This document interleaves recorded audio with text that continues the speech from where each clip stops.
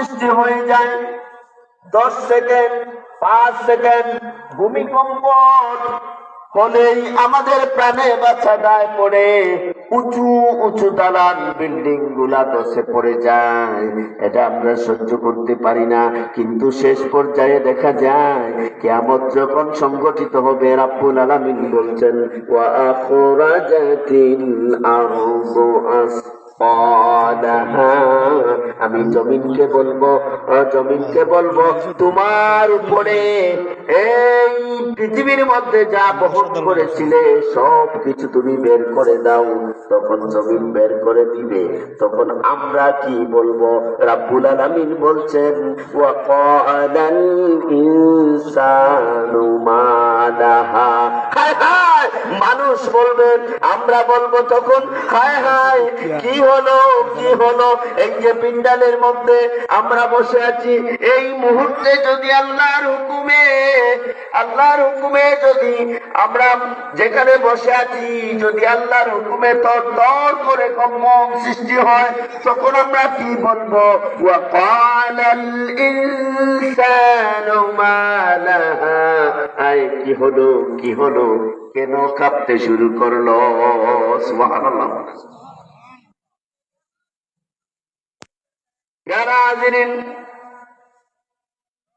আমাদের অতিথি চলে আসছেন, আলহামদুলিল্লাহ। এখন বলতেছিলাম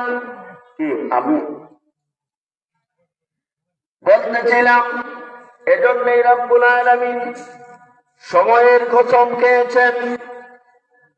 6 নাম্বার বললাম, এদিকে আর যাচ্ছি না, হুজুর চলে আসছেন। এজন্য রাব্বুল আলামিন সময়ের কসমকে সূরাতুল আসরের মধ্যে গুরুত্বপূর্ণ সময় আমরা পার করছি। সূরাতুল আসরের মধ্যে পরিষ্কার ভাবে জানিয়ে দিয়েছেন, কারণ প্রথমে বলছেন সময়ের কসম, এরপরে বলছেন যে সমগ্র পৃথিবীর মানুষ ক্ষতির মধ্যে আছে, এরপরে বলছেন ইল্লাল্লাযীনা আমানু, অর্থাৎ সংক্ষেপে বলছি মুসলমান ব্যতীত ঈমান যারা এনেছে। এজন্যই হতে পারে তারা দুনিয়াতে জনপ্রিয়, প্লেটো, আইনস্টাইন, সক্রেটিস, রুসো, এই সমস্ত নাম করা প্রাচীন থেকে আধুনিক বিজ্ঞান পর্যন্ত সায়েন্স তারা জন্ম দিতে পারে, কিন্তু মূল থিওরিটা কিন্তু তারা পবিত্র কালামে পাশ থেকে নিয়েছে। এখন পবিত্র কালাম, এই পবিত্র কালামুল্লাহ শরীফের মর্যাদা কি, এইটা বলেই আমি শেষ করে দেব। বলবো ইমাম আহমদ ইবনে হাম্বল রাদিয়াল্লাহু তাআলা মস্তবদ বুজুর্গ ছিলেন, আমরা জানি 4 মাযহাবের মধ্যে অন্যতম একজন ইমাম ছিলেন। উনার জামানায় সংক্ষেপে বলছি, হুজুর সমীচীন নয় হুজুরকে বেশি আমি আলোচনা করি, সংক্ষেপে বলছি তখন বাদশা ছিলেন খলিফা মামুনের আমলে। আল্লাহর ওলি ইমাম আহমদ ইবনে হাম্বল এই যুগে কোরআনকে আল্লাহর কালাম বললে তাকে চূড়ান্ত পর্যায়ে শাস্তি দেওয়া হতো, কিন্তু যুগে যুগে অসংখ্য ইতিহাস রয়েছে প্রকৃত মুমিন বান্দা, তাকওয়াবান বান্দা বাতিলের কাছে কোন সময় মাথা নত করে না। কোথা কিনা না ঠিক? সম্রাট আকবর তার দ্বীন ইলাহি চালু করতে চেয়েছিল, কিন্তু পারে নাই। কার জন্য? মুজাদ্দিদে আলফে সানির জন্য। কথা ঠিক কিনা না ঠিক? এভাবে ইমাম আহমদ ইবনে হাম্বল খলিফার কাছে মাথা নত করেন নাই, কোরআনকে আল্লাহর কালামই বলেছেন, যার কারণে এভাবে যখন ঠিক তার ছেলে মুতাসিম বিল্লাহর আমল আসলো, ঠিক যেভাবে ধারাবাহিক ভাবে পন্থাই চলছিল, তখন হঠাৎ আল্লাহর ওলি ইমাম আহমদ ইবনে হাম্বল খাব দেখা শুরু করলেন, স্বপ্ন দেখা শুরু করলেন। কিয়ামত সংগঠিত হয়ে গেছে। কি সংগঠিত হয়েছে? কিয়ামত সংগঠিত হয়েছে। জেলের মধ্যে নিক্ষেপ করা হলো। উনি স্বপ্ন দেখা শুরু করলেন। কে যেন বলতেছে, ও ইমাম আহমদ রে ইবনে হাম্বল, তুমি তো একজন পরহেজগার। ওই যে সূরাতুল আহজাবের 10 নাম্বার, সূরাতুল আহজাবের 35 নাম্বার আয়াতের মধ্যে 10টা শর্ত দিয়েছিলাম। এই 10টা শর্ত যদি কোন মুমিন বান্দা বান্দিগণ মুসলমান যদি মানতে পারে, তুমি তো এর ভিতরে আছো। তুমি কেন যে দুনিয়ায় থাকাকালীন অবস্থায় জেলে থাকতে, এর তো কোনো প্রশ্নই আসে না। ইমাম আহমদ ইবনে হাম্বল বললেন, আমি আমার অপরাধ ছিল এটাই, পবিত্র কালামকে আল্লাহর কালাম কেন বললাম, এজন্য আমাকে জেলে নিক্ষেপ করতে হয়েছে, নিক্ষেপ করা হয়েছে। তখন উনাকে প্রশ্ন করা হলো যে তুমি কোরআন যে আল্লাহর কালাম, সেটা তুমি কোথায় শিখলে, কোথায় পেলে? তিনি জবাব দিলেন, আমার উস্তাদ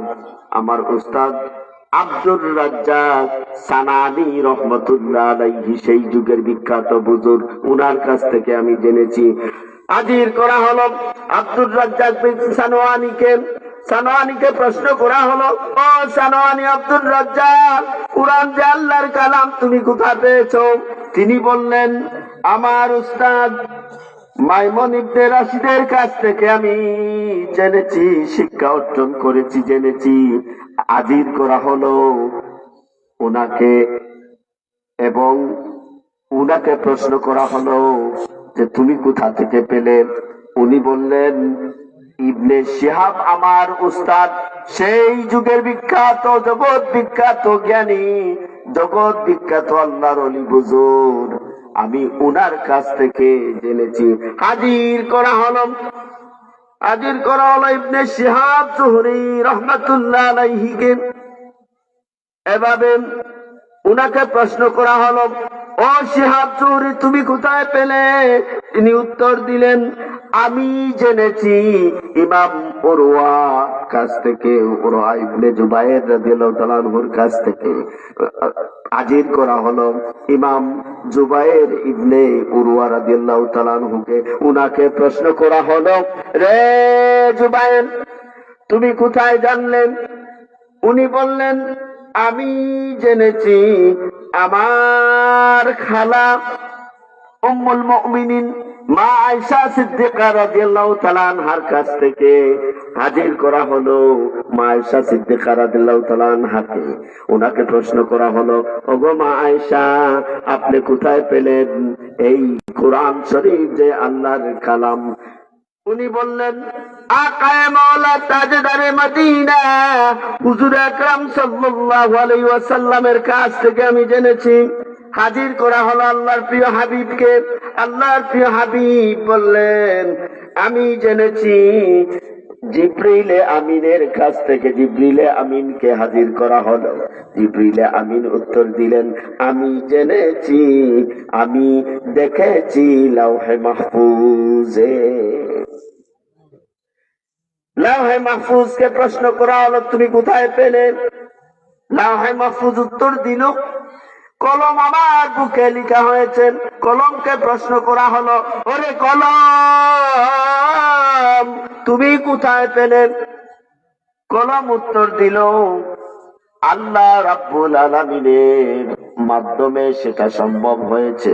পেয়ারা হাজিরিন, সমীচীন আমি আগেও বলেছি, হুজুর এখানে বসে আছেন, যদি আল্লাহ তৌফিক দেন, সূরাতুল আহজাবের 35 নাম্বার আয়াতের মধ্যে 7 নম্বর পর্যন্ত বলেছি।